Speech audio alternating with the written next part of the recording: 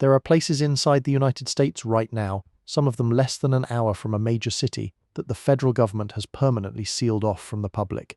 No visitors, no cameras, no appeals. Some are guarded by men authorized to shoot on sight. Some are surrounded by fences that don't appear on any map, and some contain things the government has never publicly identified. These are 15 forbidden places in America the government sealed off forever. And what's behind the fences at number 1 has never been explained to Congress, the press, or anyone else. Let's start. Place 15. The Coca-Cola Vault. The recipe no one is allowed to read in downtown Atlanta, Georgia. Inside the World of Coca-Cola Museum, there is a vault that roughly 3 million tourists walk past every single year. They can photograph it. They can press their faces against the glass.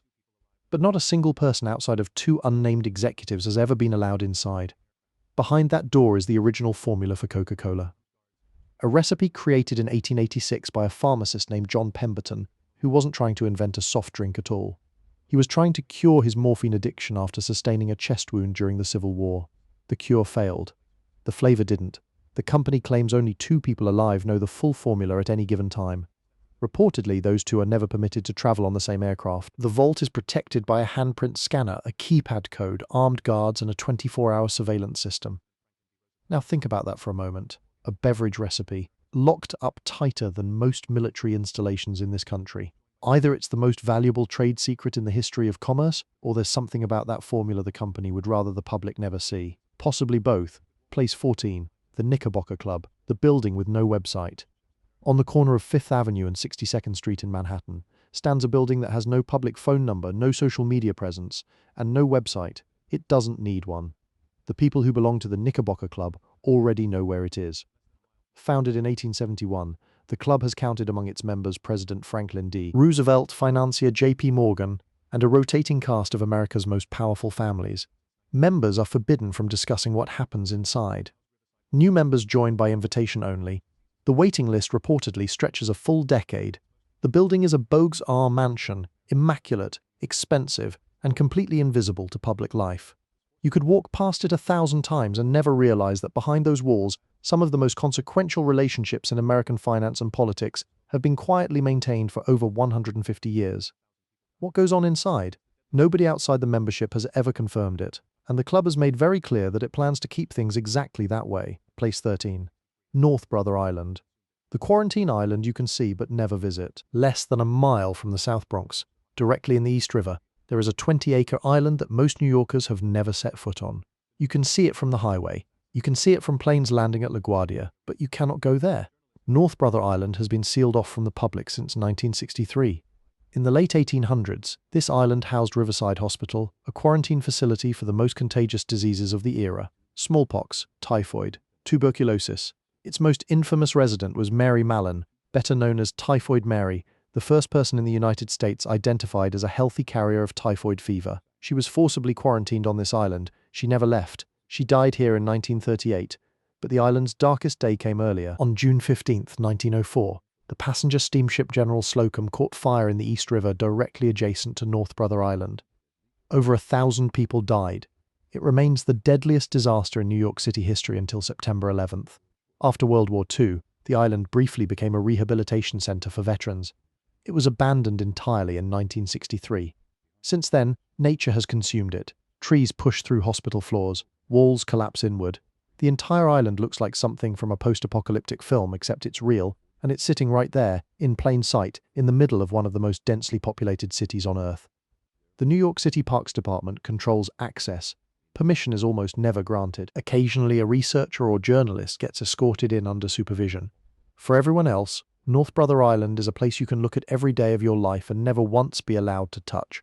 Place 12, Bohemian Grove, where the most powerful men in America disappear for 2 weeks every summer. Deep in the redwood forests of Sonoma County, California, there is a 2,700-acre private campground that does not appear on most maps. It has no public signage, no visitor center, and armed private security patrols every access road within miles of the property. This is Bohemian Grove. Every July for approximately 2 weeks, the members of the Bohemian Club gather here.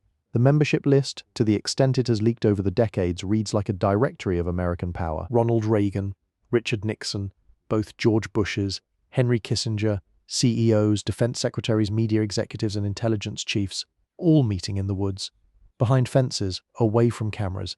The gathering reportedly opens with a ceremony called the Cremation of Care, in which a symbolic effigy is burned before a 40-foot owl statue. The club's official position is that the event is purely recreational. Their motto, "Weaving spiders come not here," meaning no business is to be conducted on the grounds. Historians are not entirely convinced. Multiple accounts suggest that the Manhattan Project, which produced the atomic bomb, was initially discussed at a Bohemian Grove gathering in 1942.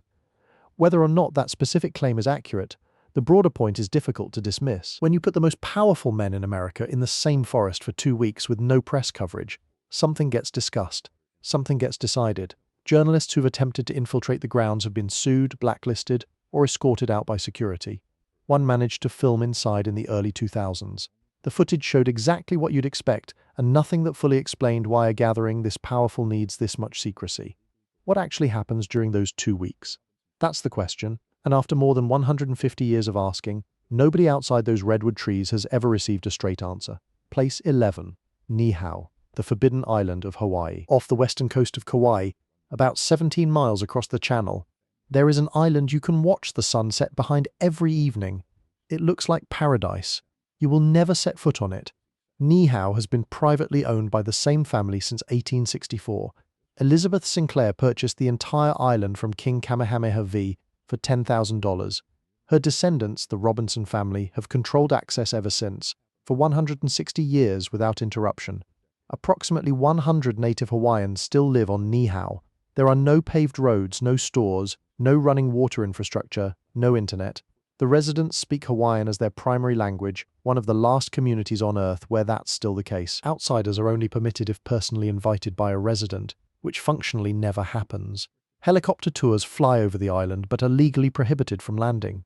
The Robinson family has reportedly turned down development offers worth billions, to keep one small island exactly the way it was in 180-64. In a world where every beach gets a resort and every island gets a runway, Niihau is a place where one family simply said no, and 160 years later that no still holds. Place 10, Plum Island Animal Disease Center. The biolab you can almost see from the Hamptons, just off the northeastern tip of Long Island, close enough to the beach towns of the Hamptons that you can nearly see it on a clear day, sits Plum Island. What happens on Plum Island has quietly unnerved people for decades. Since 1954, this island has housed a federal research facility that studies the most dangerous animal diseases on the planet: foot and mouth disease, African swine fever, pathogens that, if released into the livestock population, could devastate the American food supply within weeks. The entire island is a restricted biosecurity zone. Workers are ferried in daily and must undergo full decontamination before returning to the mainland. No unauthorized vessel is permitted to approach. The facility operates under the jurisdiction of the Department of Homeland Security. Officially, the research is limited to animal pathogens. That is the government's stated position. Unofficially, investigative journalists and former government officials have alleged for years that biological weapons research was conducted here during the Cold War. Some researchers have drawn connections between the island's work and unexplained disease outbreaks on Long Island during the 1970s. The government has consistently denied those allegations, but here's what is not disputed. A facility containing some of the most dangerous biological material in the Western Hemisphere sits a short boat ride from one of the wealthiest communities in America, and the security around it reflects exactly how seriously the government takes what's inside. Place 9, Raven Rock Mountain Complex. The underground Pentagon along the Pennsylvania-Maryland border, buried inside a granite mountain. There is a facility that the United States government built to survive the end of civilization. Raven Rock, also known as Site R, is an underground military command center constructed in 1951 at the height of Cold War nuclear paranoia. The complex was carved directly out of solid rock. Inside, according to declassified documents and limited public reporting, there are multiple levels of blast-hardened tunnels connected by roadways wide enough for vehicles. It has its own power generation, its own water reservoir, communications equipment capable of reaching every military asset on the planet. Raven Rock is, in every meaningful sense, a backup Pentagon. If Washington, D.C. were destroyed, this is where military command would continue. The facility is manned around the clock by uniformed military personnel. The entrance is guarded by military police. The surrounding airspace is restricted. Cameras and sensors monitor every approach route. During the September 11th attacks, Vice President Dick Cheney was reportedly evacuated to this facility. It was operational within minutes of the first strike. What's inside those granite walls right now today, at this exact moment? That information is classified at one of the highest levels of national security. The mountain is not talking. Neither is anyone who works inside it. Place 8 Harvey Point Defense Testing Activity, the CIA base that officially doesn't do much. On the quiet, rural shores of Albemarle Sound in North Carolina, there is a facility that, according to Public Department of Defense records, is a testing site. That's the official description. Testing. No further detail. Intelligence experts and investigative journalists have painted a very different picture. Harvey Point is widely believed to be one of the CIA's primary covert training facilities in the United States. This is reportedly where the agency trains operatives in explosives handling, demolitions, surveillance, counterintelligence, and methods of interrogation that are described in carefully sanitized language. Satellite imagery shows structures consistent with mock urban environments, vehicle maneuvering courses, and what appear to be simulated building interiors used for breach and entry exercises. Residents in the surrounding area have reported hearing explosions for decades, sometimes at night. The facility occupies roughly 3,000 acres of restricted land. There are no public roads leading to it, no signage, no tours. The US government has never formally confirmed what takes place on the property. All we know for certain is that the perimeter is heavily guarded, the land is classified, and the few people who have worked there are bound by the kind of secrecy agreements that don't expire. Whatever Harvey Point is, it has been operating quietly for over 60 years, and it shows no signs of slowing down. Place 7. Centralia, Pennsylvania. The town that's been on fire for 60 years. In 1962, a fire broke out in the coal mines beneath the small town of Centralia, Pennsylvania. It was expected to be extinguished quickly. It never was. More than 60 years later, that fire is still burning, right now. Beneath streets that have cracked open, beneath homes that filled with carbon monoxide, beneath a town that once held over 1,000 residents and today has fewer than 5. The ground is warm to the touch. Steam and toxic gases seep through fissures in the asphalt. Sinkholes open without warning. In 1981, a 12-year-old boy nearly died when a sinkhole 4 feet wide and 150 feet deep opened directly beneath his feet in his own backyard. He survived only because his cousin grabbed his arm. By 1984, the federal government had spent $42 million relocating almost every resident. Houses were demolished, streets were ripped out. The town's zip code was officially revoked in 2002. Pennsylvania seized all remaining properties through eminent domain. Centralia is, for all practical purposes, gone, erased, but the fire underneath it is not. Geologists estimate it could burn for another 250 years, possibly longer. The coal seam extends for miles in every direction, and there is currently no known method to extinguish it. You can still drive through on one road that remains partially open, but walking into the abandoned areas is illegal. Signs warn of toxic gases, unstable ground, and sudden collapse. This isn't a disaster that happened. This is a disaster that is still happening, under American soil, and there is nothing anyone can do to stop it. Place 6, Fort Knox. The vault nobody has entered in 50 years. When someone says something is locked up like Fort Knox, they're referencing a real place. And the real place is worse than the expression. The United States Bullion Depository at Fort Knox, Kentucky holds approximately 147 million ounces of gold bullion. At current market prices, that's worth well over $400 billion. The vault was constructed in 1936 using layers of granite, concrete, and hardened steel. The door weighs over 20 tons and requires multiple staff members to open, each holding only a partial combination. No single person can open it alone. The facility is surrounded by multiple perimeters of fencing, cameras, motion sensors, and armed military personnel from the adjacent Army installation.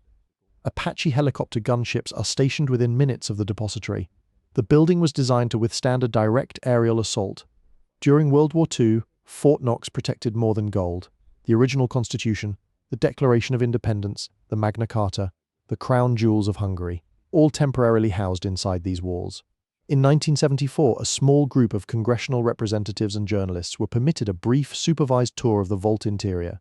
It was the first time outsiders had entered. That was over 50 years ago. Nobody has been allowed back since. The government says the gold is still there. But in half a century, not a single independent auditor, journalist, or elected official has personally verified that claim. Whatever is inside Fort Knox today, it has been sitting there in the dark, behind 20 tons of steel with no outside witnesses, for longer than most people have been alive. Place 5 Cheyenne Mountain Complex. The military base built to survive a nuclear war, Buried under 2,000 feet of solid granite in the Colorado Rockies, there is a facility designed to keep functioning after everything else on the surface has been destroyed. Cheyenne Mountain. Constructed in the early 1960s, the complex was engineered to withstand a direct nuclear detonation. The entire installation sits on over 1,300 massive steel springs, each weighing about 1,000 pounds, so that if a warhead struck the mountain, the buildings inside would ride out the shockwave rather than collapse. Inside the mountain, there are 15 freestanding buildings spread across multiple acres of hollowed-out granite. The complex has its own power station, its own water supply, and an air filtration system designed to remove nuclear, chemical, and biological contaminants. It can operate completely sealed off from the outside world for weeks. This is where NORAD, the North American Aerospace Defense Command, monitored every aircraft, missile, and satellite approaching the continent throughout the Cold War. The blast doors at the entrance weigh 25 tons each. They can seal in under 30 seconds. Officially, NORAD has shifted some operations to nearby Peterson Space Force Base. But Cheyenne Mountain remains fully operational as an alternate command center. The exact nature of current operations inside the mountain is classified. Whatever the military is doing in there right now, they built it to keep doing it after the rest of the country stops existing. That should tell you something about what they consider important enough to protect place. 4. Mount Weather Emergency Operations Center. The Shadow Government Facility, 50 miles west of Washington, D.C., buried inside the Blue Ridge Mountains of Virginia, there is a facility that represents one of the most extraordinary contingency plans ever created by a democratic government. Mount Weather. Officially, it's operated by FEMA. Officially, it supports emergency management coordination. That's the public line. The reality, according to decades of investigative reporting and declassified documents, is significantly more expansive. Mount Weather is the primary relocation site for the highest-ranking officials in the United States government. If Washington were destroyed by any means, nuclear attack, natural catastrophe, or anything else, this is where the government would continue to function. The facility includes underground bunkers, a hospital, a crematorium, a dining hall, sleeping quarters for hundreds of personnel, and its own dedicated fire and police departments. But the most remarkable detail, reported by multiple credible sources over the years, is this. Mount Weather allegedly contains a parallel government structure, a shadow version of every major federal agency, pre-staffed and operationally ready to assume control of the country if the surface-level government ceases to exist. Aerial photography of the site is restricted. The roads leading to it are monitored. Armed security controls every access point. On September 11, 2001, senior government officials were evacuated here within minutes of the attacks. The government does not deny that Mount Weather exists. It simply declines to discuss what's inside in any meaningful detail, which, given what we already know, is perhaps the most unsettling part. Place 3. Area 51. The base they pretended didn't exist for 60 years. You already know about Area 51, everyone does. But knowing about it and understanding how aggressively the United States government has protected it are two different things. Located deep in the Nevada desert, within the Nevada Test and Training Range, Area 51 is a classified United States Air Force facility. The government did not publicly acknowledge its existence until 2013. For over 6 decades, when asked directly, officials either denied it or refused to comment. A place with roads, buildings, runways, and armed guards, and the official position was that it wasn't there. What we know with certainty, the U-2 spy plane was developed here, the SR-71 Blackbird, the F-117 stealth fighter. The base has served as a testing ground for the most advanced military aircraft in American history.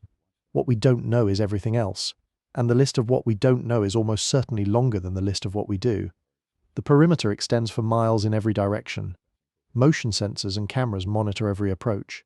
Security personnel, called camo dudes by locals who watch them through binoculars from nearby hills, patrol in unmarked vehicles. Warning signs along the boundary are explicit: photography prohibited, trespassing prohibited, use of deadly force authorized. The conspiracy theories, aliens, reverse-engineered spacecraft, time travel, have followed this place for decades.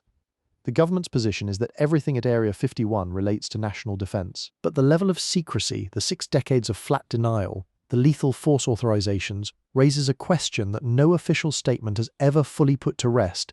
If it's just airplanes, why does it need to be this secret place too?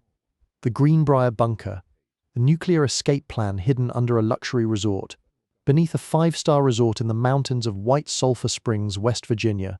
The United States government hid a secret for 30 years, and it was not a small one. In 1958, under the cover of a hotel renovation project, The federal government secretly constructed a 112,000 square foot underground bunker directly beneath the Greenbrier Resort, codenamed Project Greek Island. The facility was designed to house the entire United States Congress, all 535 members, in the event of a nuclear war. It had dormitories, a kitchen capable of feeding hundreds, a broadcast center equipped for the president to address the surviving nation, decontamination chambers, blast doors rated to withstand a nuclear explosion, an independent power supply and air filtration system. For 3 decades, the bunker was maintained in a constant state of readiness. A front company called Forsyth Associates, ostensibly a television repair business, operated inside the resort. Every employee was actually a government operative whose sole job was keeping the bunker ready for immediate activation. Guests at the Greenbrier had no idea. They played golf on the grounds above a congressional survival bunker. They ate dinner above blast doors. They slept above decontamination chambers. For 30 years, the secret was exposed in 1992 by a newspaper investigation. The bunker was decommissioned and is now open for public tours. But consider what this means. For 3 decades, the US government maintained a fully operational nuclear escape plan for Congress, hidden inside a vacation destination, staffed by operatives disguised as TV repairmen, and not a single guest, journalist, or member of the public figured it out. If they hid this one under a resort, what else have they hidden that we haven't found yet? Place 1, the Federal Reserve Bank of New York Gold Vault. $500 billion under Manhattan, 80 feet below the streets of Lower Manhattan, deeper than most subway tunnels, deeper than the foundations of the skyscrapers overhead. There is a room containing roughly 6,000 tons of gold. At current prices, the value exceeds $500 billion. It is, by most estimates, the single largest concentration of monetary gold on the planet. But here is the part most people don't realize. The majority of that gold does not belong to the United States. It belongs to foreign governments and central banks from around the world. After the Second World War, many nations chose to store their gold reserves in Manhattan because New York was considered the most secure financial center on Earth. Decades later, much of it is still here. When countries trade gold with each other, the bars are not shipped overseas. Workers inside this vault simply move them from one cage to another. Entire national economies shift without a single bar leaving the building. The vault door weighs 90 tons. It is set within a 140-ton steel cylinder that rotates into place when the vault closes. There are no handles on the inside. The vault is only accessible during business hours. After it seals, nothing gets in or out until it reopens. The Federal Reserve Bank of New York has its own armed police force. The building above the vault was specifically designed with walls that narrow toward the top to create natural fields of fire. It was built as a fortress. It functions as a fortress. Right now, at this very moment, people in Lower Manhattan are buying coffee, walking dogs, and standing in line for the subway. They are doing this directly above the largest known gold deposit on Earth. Most of them have absolutely no idea.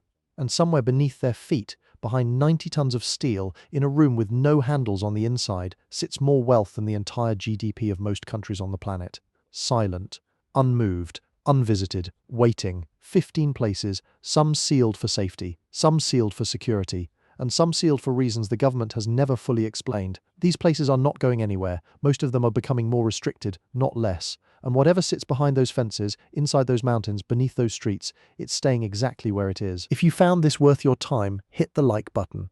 And if you want more of the places, the secrets, and the stories that don't make it into the standard history books, subscribe. There's a lot more where this came from.